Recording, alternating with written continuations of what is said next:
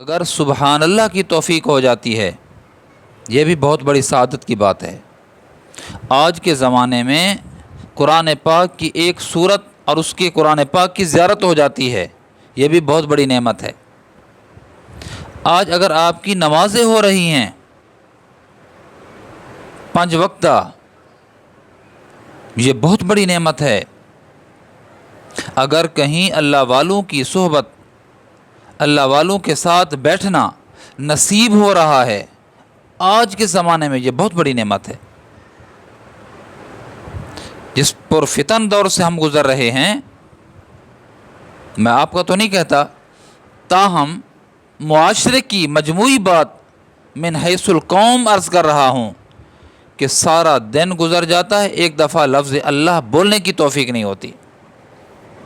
سارا دن گزر جاتا ہے، قرآن پاک کی زیارت کرنے کی توفیق نہیں ہوتی۔ سارا دن گزر جاتا ہے، جناب نبی کریم صلی اللہ علیہ وسلم کی ذات عالیہ پر ایک دفعہ درود پاک پڑھنے کی توفیق نہیں ہوتی۔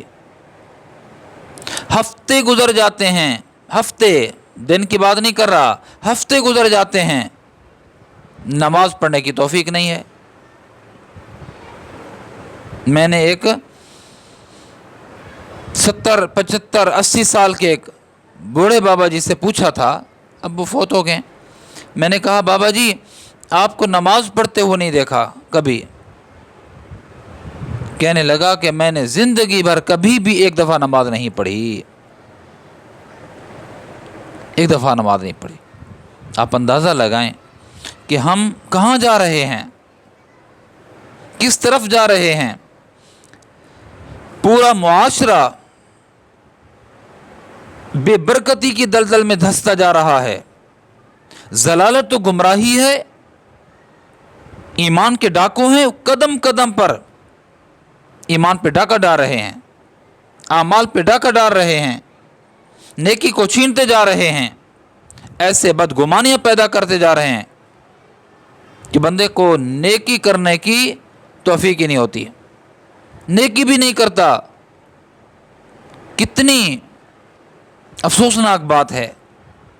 تو اگر آج کے زمانے میں آپ کو اطاعت، اللہ کی اطاعت، اللہ کے محبوب صلی اللہ علیہ وسلم کی سنتوں پہ عمل کی توفیق ہو جاتی ہے تو یہ بہت بڑی بات ہے۔ اللہ والوں کے پاس اٹھنا بیٹھنا رکھو میرے دوستو، اٹھنا بیٹھنا رکھو۔